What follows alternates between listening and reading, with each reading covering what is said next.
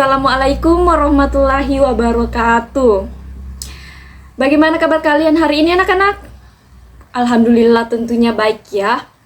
Pertama-tama ibu ingin meminta maaf ya karena kelas hari ini dilakukan secara online bukannya offline. Karena ibu sedang sibuk, sedang berada di luar kota, jadi kelas hari ini kita adakan secara online saja ya. Baiklah anak-anak, sebelum kita memasuki materi, ada kalanya kalian membaca doa dulu ya sebelum belajar. Mana ketua kelasnya? Coba dipimpin temannya baca doa sebelum belajar. Ya, oke, dimulai ya. Amin. Oke, sekarang ibu mau absen ya. Didengarkan namanya dengan baik ya. Jika ibu sebut namanya tolong bilang hadir ya. Yang tidak menjawab ibu akan alfa, oke? Oke. Saripah. Oke, hadir. Aisyah. Aisyah mana? Oh, tidak hadir. Oke, ibu alfa ya. Ahmad. Oh, hadir. Amirullah. Ini Amirullah tidak masuk ya pertemuan lalu. Oh, tidak masuk ya. Ini Amirullah sudah 2 kali alfa ya. Oke, yang terakhir Justin. Oke, hadir juga. Nah, baik anak-anak. Ibu akan bertanya nih. Masih ada yang ingat tidak materi tentang minggu lalu? Oke, baik Saripah. Coba jelaskan tentang materi minggu lalu. Kita membahas apa minggu lalu? Oke, baik. Terima kasih ya Saripah. Nah, kata Saripah itu minggu lalu itu kita membahas benih. Nah, betul sekali. Jadi, benih itu adalah biji yang telah mengalami perlakuan khusus sehingga dapat dijadikan sarana dalam memperbanyak tanaman. Jadi, makasih ya, Saripah. Nah, baik anak-anak. Sekarang kita akan masuk ke materi minggu ini. Jadi, materi minggu ini itu tentang menganalisis tempat persemaian. Nah, sebelum ibu memasuki materinya, ada yang tahu tidak apa itu tempat persemaian? Nah, baik Ahmad, apa itu tempat persemaian? Nah, baik, terima kasih ya Ahmad. Oplos dulu untuk Ahmad.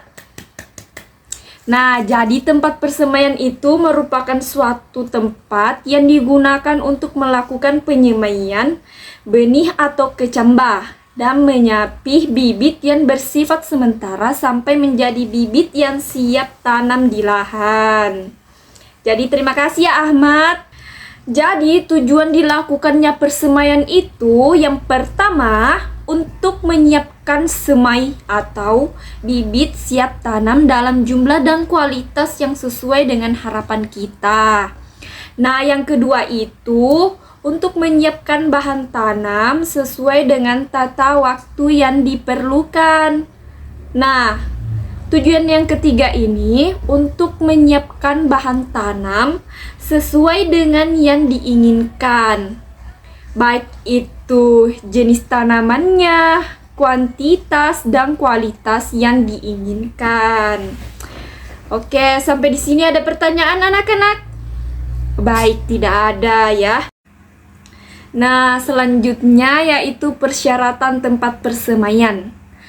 Syaratnya yang pertama itu lahan bersih dari gulma. Jadi sebelum kita melakukan persemaian, kita harus membersihkan dulu gulma-gulma yang ada di tempat persemaian itu supaya benih kita tumbuh dengan baik.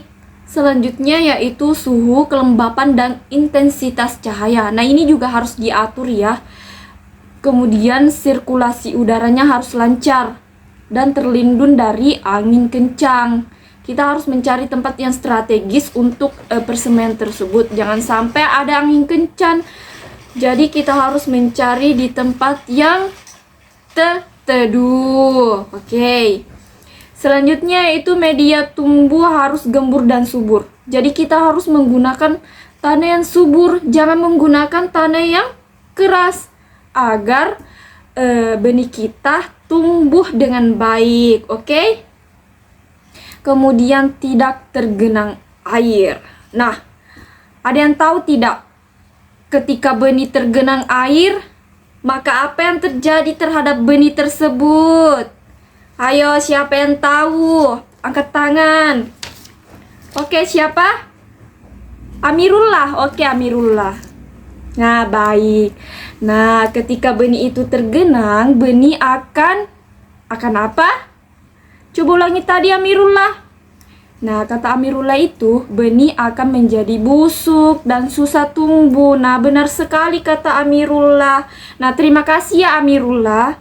Kemudian dekat sumber air dan airnya tersedia sepanjang tahun. Jadi kalau kita kekurangan air dalam persemaian itu, benihnya tidak akan tumbuh ya kan? Nah, jadi kita harus mencari tempat persemaian yang dekat dengan sumber air. Nah, selanjutnya itu jenis-jenis persemaian. Jenis-jenis persemaian itu ada 2 anak-anak. Ada yang tahu apa saja? Oke, Ahmad, coba sebutkan apa saja jenis-jenis persemaian itu. Oke, betul sekali. Beri oplos untuk Ahmad. Oke, jadi kata Ahmad itu jenis-jenis persemaian itu ada 2. Yang pertama persemaian sementara dan yang kedua persemaian tetap. Baik, terima kasih Ahmad. Nah, kita akan membahas persemaian sementara. Persemaian jenis ini biasanya berukuran kecil dan terdapat di dekat area yang akan ditanami. Selain itu, hanya digunakan untuk beberapa musim panen, yaitu paling banyak 5 tahun murid-murid. Nah, contoh persemaian sementara itu seperti ini murid-murid. Nah, kalian lihat kan? Nah, ini adalah contoh persemaian sementara. Jadi ini tuh tidak permanen murid-murid. Ini hanya bersifat sementara. Nah, yang kedua yaitu persemaian tetap. Persemaian jenis ini biasanya berukuran sangat luas dan lokasinya menetap pada suatu tempat. Jadi ini tuh tidak berpindah-pindah. Ini itu permanen, oke? Nah,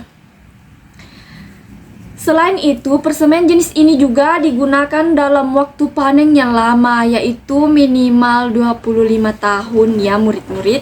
Nah, di sini kalian bisa melihat nih gambar dari persemaian tetap. Nah, kalian bisa lihat di sini kan, di sini ada bedengan, terus panjangnya itu panjang sekali, dan luas lahannya juga itu sangat luas. Jadi ini itu persemaian tetap, jadi bersifat permanen murid-murid. Nah, itulah tadi materi kita ya pada pertemuan hari ini. Sampai di sini ada yang ingin didiskusikan? Ayo, angkat tangan. Oke, Amirullah. Amirullah terus. Yang lain mana suaranya? Masa Amirullah terus? Oke, Justin. Oke, Justin. Ya, apa itu Justin yang ingin kamu tanyakan? Oke, kata Justin, jika tidak sesuai dengan syarat semai, maka apa yang akan terjadi pada pertumbuhan tanaman? Baik, Ibu akan jawab ya. Nah, jika penyemaian kekurangan cahaya, maka akan terjadi yang namanya etiolasi, yakni bibit tumbuh tidak optimal, seperti batang berukuran tinggi atau panjang dan kurus. Nah, benih menjadi faktor utama dalam bercocok tanam. Semakin bagus benih yang kita dapatkan, maka semakin besar pula kesempatan untuk mendapatkan sayuran dengan kualitas terbaik. Nah, begitu Amirullah. Salah, Justin ya tadi. Oke. Makasih ya Justin. Oke, masih ada yang ingin bertanya? Oke, sudah tidak ada lagi. Baik. Ibu akan menunjuk satu orang ya. Tolong simpulkan materi kita yang tadi mulai dari awal sampai yang terakhir. Baik, Ibu akan menunjuk siapa nih yang tidak pernah bertanya? Aisyah, mana Aisyah? Coba angkat tangan dulu Aisyah. Oke Aisyah, tolong simpulkan materi kita tadi mulai dari awal sampai yang terakhir Aisyah. Oke? Tidak tahu. Nah Aisyah, kamu tidak memperhatikan materi Ibu tadi ya saat Ibu menjelaskan. Ketiduran. Nah Aisyah, seharusnya kamu itu walaupun kelas kita kelas online, kamu harus perhatikan. materi yang ibu bawakan supaya kamu mengerti, supaya tidak seperti sekarang, tidak ada yang terbesit dalam kepala kamu. Jangan diulangi ya Aisyah. Jadi kamu harus selalu memperhatikan penjelasan dari guru-guru kalian supaya apa yang dijelaskan oleh guru kalian itu dapat kamu pahami dengan baik. Jadi tidak boleh diulangi lagi ya Aisyah lain kali. Oke, kalau begitu siapa yang bisa menyimpulkan materi ibu hari ini? Oke, siapa? Oh, Moana. Oke, Moana. Nah, kita dengarkan kesimpulan dari Moana ya. Oke. Nah, terima kasih ya Moana. Nah, berikan oplos dulu untuk teman kalian Moana. Beri oplos untuk Moana. Satu kali. Oke, jempol. Berikan jempol untuk Moana. Oke, terima kasih ya anak-anak, karena kalian telah berpartisipasi pada siang hari ini. Walaupun kelas kita dilakukan secara online, tapi semangat kalian tidak akan pernah putus. Dan untuk Aisyah, lain kali jangan diulangi ya Aisyah. Jangan ketiduran walaupun kelas online, oke? Jangan diulangi ya Aisyah. Nah, baik. Kalau begitu ibu akhiri pertemuan kita kali ini. Wabillahi taufiq wal hidayah. Assalamualaikum warahmatullahi wabarakatuh. Selamat jumpa ya murid-murid. Selamat beraktivitas. Ya baik, terima kasih.